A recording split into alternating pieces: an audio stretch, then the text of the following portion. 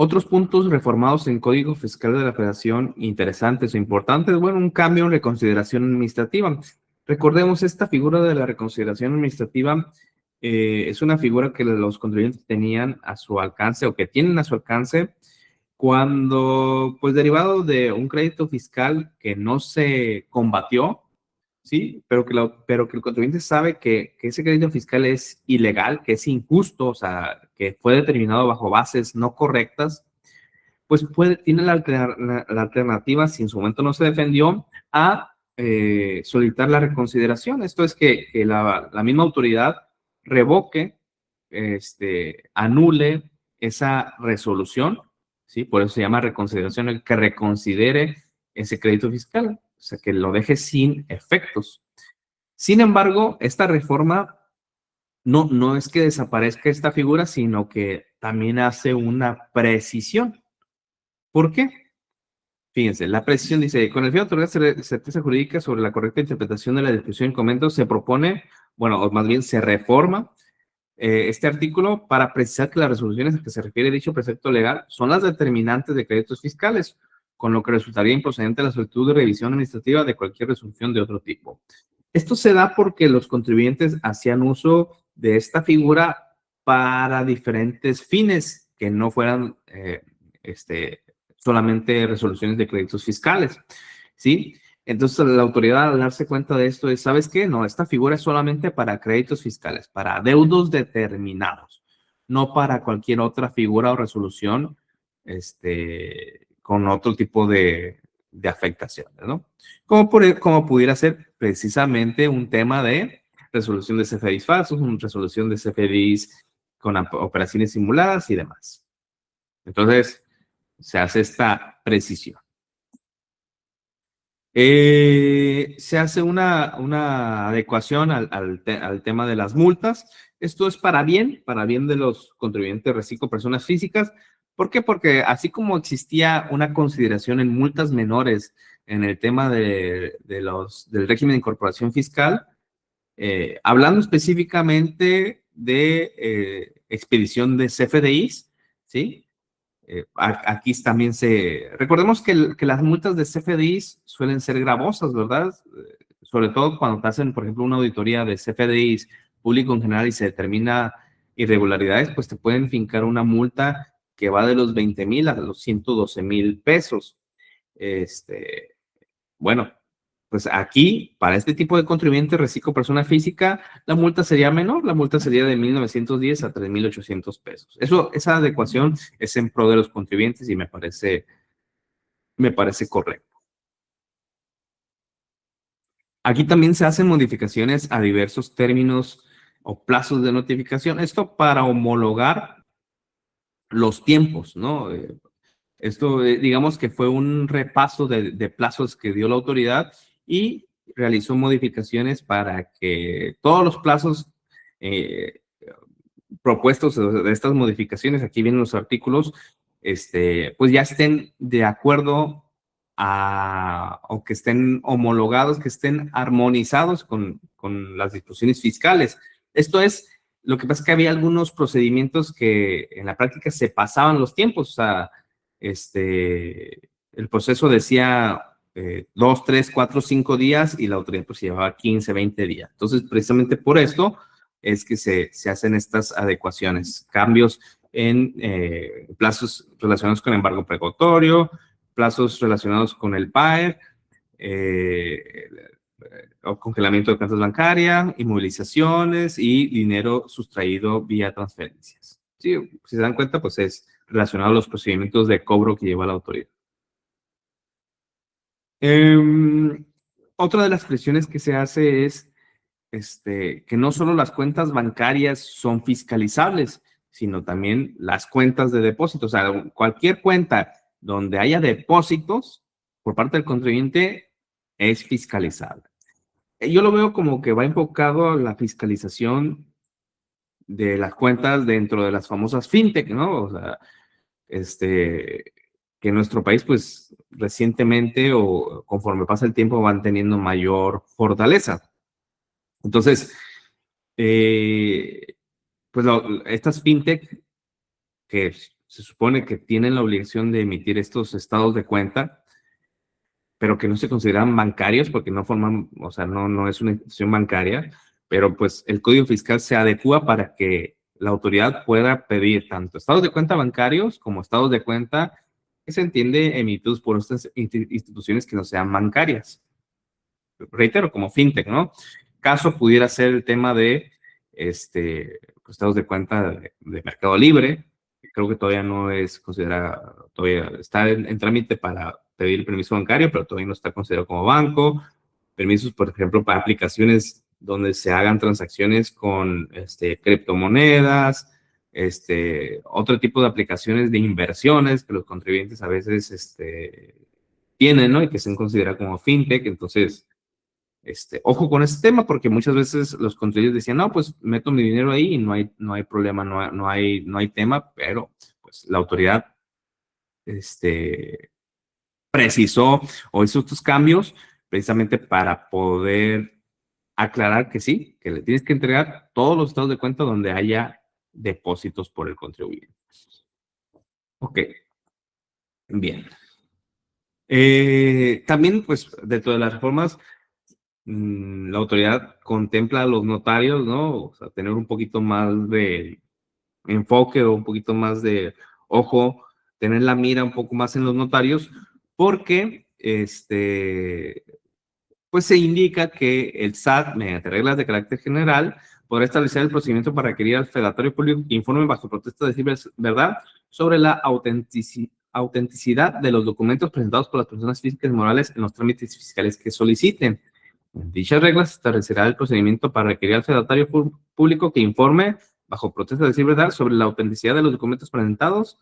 ¿Sí? Esto es pues, evitar que se presenten documentos falsos, porque también dentro de las reformas está que si haces uso de documentación falsa, pues ya tiene, puede acabar en temas penales. Esta reforma también es muy polémica, acceso en tiempo real a la información que tienen las plataformas digitales. Fíjense lo que dice el artículo 30b. Los contribuyentes que proporcionen servicios digitales de conformidad con los artículos 1A bis y 18b de la ley del IVA deberán permitir a las autoridades fiscales en forma permanente el acceso en línea y en tiempo real únicamente a la información que permita comprobar el debido cumplimiento de las obligaciones fiscales que obren sus sistemas o registros en términos que establezca el SAT en reglas de carácter general. Entonces, pues, la autoridad lo que busca es tener en tiempo real toda esta información de los contribuyentes. Esto va a ser esto es importante tener en cuenta porque, pues, imagínense todas estas aplicaciones, toda la información que contiene de los contribuyentes, ¿no? Y sabemos que muchas de esas aplicaciones, pues, lo que ayudan son aplicaciones que ayudan a sus usuarios a obtener ingresos. Entonces, se busca mayor fiscalización de los usuarios de estas plataformas. Otra de las reformas, esta es ganancia para los contadores, sobre todo, el contador público que dictamina, tenía la obligación hasta 2025 de, si detectaba una conducta que pudiera ser la posible comisión de un delito fiscal, tenía que informarlo. Ahora, en lo reformado en 2026, esta obligación desaparece, ¿sí? Bajo el argumento de que la propia ley penal obliga a cualquier ciudadano que si conoce un delito tiene que denunciarlo. Bajo ese razonamiento fue que se dio esta adecuación, esta derogación de esta obligación de los contadores públicos dictaminadores. También esto es un buen punto para las empresas que tengan operaciones en materia de comercio exterior, porque si quieran tener adeudos en este campo, pues anteriormente no podían regularizarse, ¿no? El artículo 66A que habla perdón, no podían regularizarse bajo la figura de pago en parcialidades. Porque pues el 66A tenía impedido el pago a plazos en materia de comercio exterior, pero se limita esta disposición y con esto este tipo de contribuyentes podrán hacer uso de esa herramienta fiscal de regularización. También se contempla una nueva multa por no emitir CFDIs bajo el pretexto de que no se le ha entregado la constancia de situación fiscal. Esto es muy común, ¿verdad? Actualmente tú vas y pides una factura y el proveedor, el emisor de la factura, te pone siempre como requisito que le emitas o que le proporciones la constancia de situación fiscal. ¿Sí? Esta es una práctica que no es legal, digamos, pero es una práctica que se entiende porque, pues, esto se hace para no batallar, para tener certezas específicas sobre la información de la factura que se va a generar, porque muchas veces los contribuyentes entregaban la información fiscal en una hoja, una impresión, o a veces a mano, o a veces lo dictaban y la información no era correcta y ahí era batallar e invertirle tiempo a una generación de una factura que debería ser, en teoría, ágil.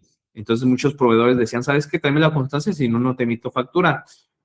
Ante esta situación, pues la autoridad decidió decir, ¿sabes qué? No puedes hacer eso es ilegal, es incorrecto, te voy a multar si pides como requisito esa entrega de constancia.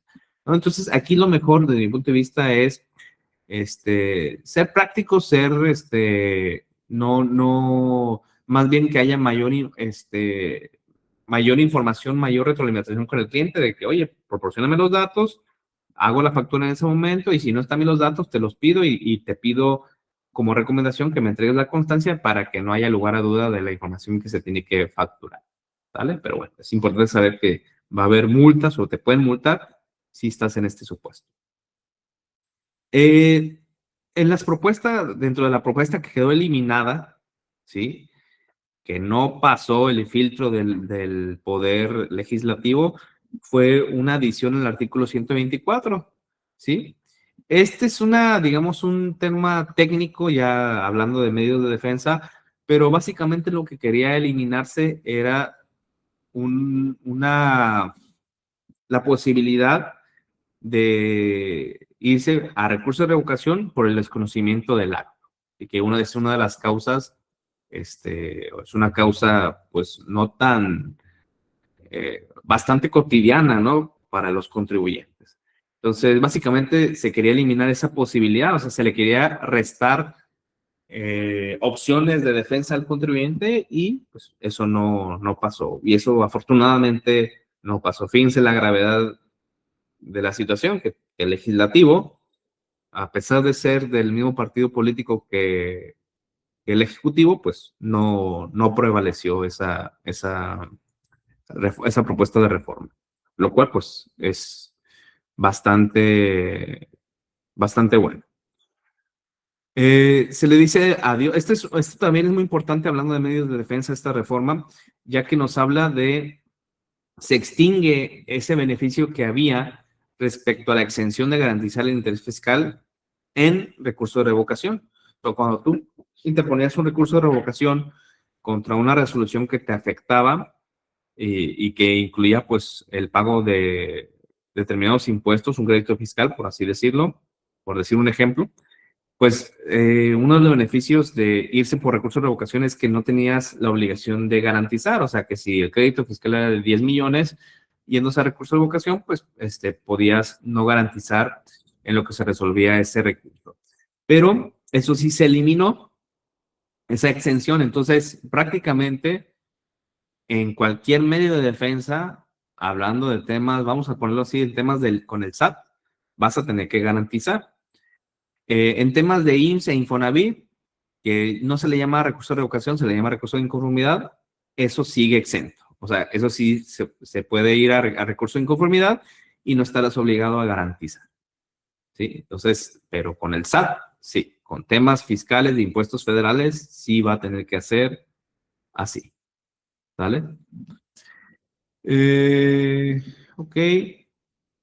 En la ley de ingresos se generó un artículo transitorio solamente para que lo tengan en cuenta. Si llegaran a presentarse recursos de revocación a partir del 1 de enero, la garantía del interés fiscal podrá constituirse dentro del plazo de 6 meses, contados a partir de la fecha en que se presentó el citado medio de defensa. ¿Sí? Entonces, ahí al menos se está dando un plazo más razonable para poder garantizar.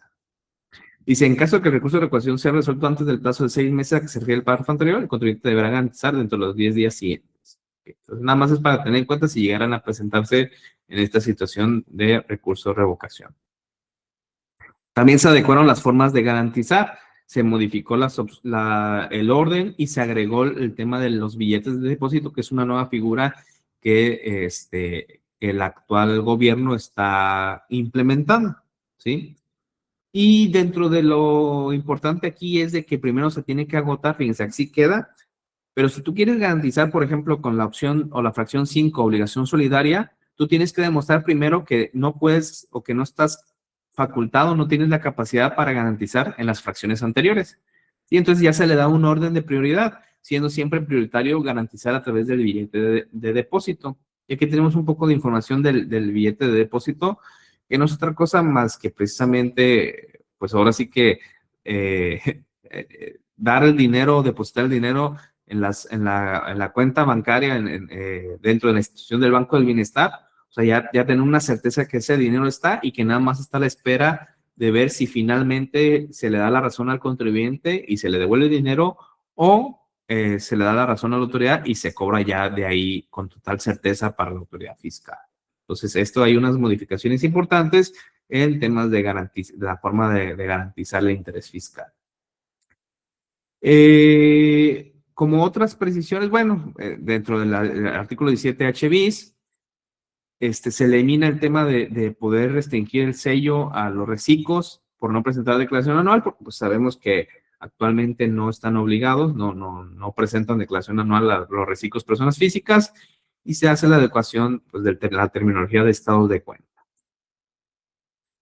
Y se adicionan supuestos relacionados con la ley aduanera, el tema del 17H bis de restricción del certificado sello digital. Igual también, nuevo artículo penal dentro del Código Fiscal de la Federación, dice, se impondrá la sanción de 3 a 6 años de prisión a quien a sabiendas declare hechos o datos falsos o presente documentación falsa o alterada en cualquier procedimiento regulado por este código. Este delito se investigará y perseguirá independientemente del estado en que se encuentre el procedimiento administrativo. Asimismo, la ejecución de este delito puede dar lugar a la reparación del daño, ¿verdad? Y en el tema del IEPS, nada más para no dejarlo afuera, pues ahí hubo un aumento en tasas impositivas relacionadas con tabacos, juegos y sorteos, así como en los refrescos, ¿sí? Y pues estaba este tema de la reforma de un impuesto a los juegos o los videojuegos violentos, que ahorita está digamos, en suspenso porque el Ejecutivo ya comentó que se diera atrás a esa o que no se iba a cobrar ese impuesto. Sin embargo, el legislativo lo que está señalando es de que, bueno, pues tiene que haber una adecuación a la ley, porque como esa disposición ya está, ya tiene vida jurídica, o bueno, todavía no, ya nació, todavía no está digamos, en vigor, entra en vigor el 1 de enero, entonces tiene que haber una modificación especial. Básicamente tiene que derogarse esa disposición para que no se pueda cobrar. ¿Vale? Entonces hay que estar atentos nada más a cómo se da esta situación, pero básicamente considero que debería de caminar. Si ya el Ejecutivo lo dijo y pues el Legislativo está en la misma sintonía, va a terminar pasando. Nada más hay que ver la formalidad de cómo lo van a hacer, pero es básicamente eso, tienen que derogar esa disposición.